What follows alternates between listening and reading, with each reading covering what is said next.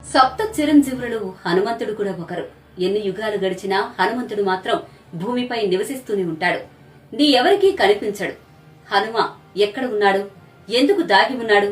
ఈ రహస్యం తెలుసుకుంటే మీరు ఆశ్చర్యపోతారు. హిందూ పురాణాలలో సప్త చిరంజీవులు అనే భావన చాలా ప్రత్యేకమైనది. యుగాలు మారినా, కాలం మారినా కొందరు మహావ్యక్తులు భూమిపైనే జీవిస్తారని నమ్మకం. ఆ చిరంజీవుల్లో అత్యంత శక్తివంతుడైన వాడు హనుమంతుడు. ముఖ్యంగా కలియుగంలో ఆయన ఆరాధనకు ప్రత్యేక స్థానం ఉంది.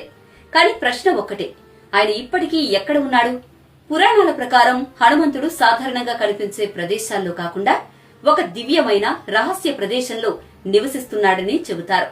ఆ ప్రదేశం పేరు గంధమాదన పర్వతం. ఈ గంధమాదన పర్వతం కైలాస పర్వతానికి ఉత్తరాన, సుమేరు పర్వతానికి సమీపంలో ఉందని గ్రంథాలు చెబుతున్నాయి. కైలాసం, మానస సరోవరం, బద్రీనాథ్ వంటి పవిత్ర ప్రదేశాల మధ్యలో ఉన్న ఈ పర్వతం సాధారణ మనుషులు చేరుకోలేని దివ్య స్థలమని విశ్వసిస్తారు. పురాణాలు చెబుతున్న ప్రకారం ఇది కేవలం ఒక పర్వతం కాదు. ఇది సిద్ధులు, ఋషులు, యక్షులు, కిన్నరులు, అప్సరల నివాస స్థలం. కొంతమంది గ్రంథాల్లో కుబేరుడు కూడా ఇక్కడే నివసిస్తాడని ప్రస్తావన ఉంది. ఇంకా ఆసక్తికరమైన విషయం ఏంటంటే, మహాభారతంలో భీముడిక్కడికి వచ్చినప్పుడు ఒక వృద్ధ వానరం రూపంలో హనుమంతుడు అతనికి దర్శనమిచ్చాడని కథనం ఉంది. తన తోకను కూడా ఎత్తలేకపోయిన భీముడు అప్పుడు హనుమంతుడి మహిమను గ్రహించాడు. భాగవత పురాణం ప్రకారం శ్రీరాముడు తన అవతారం ముగించుకునే సమయంలో హనుమంతుణ్ణి భూమిపైనే ఉండమని ఆజ్ఞాపించాడని చెబుతారు.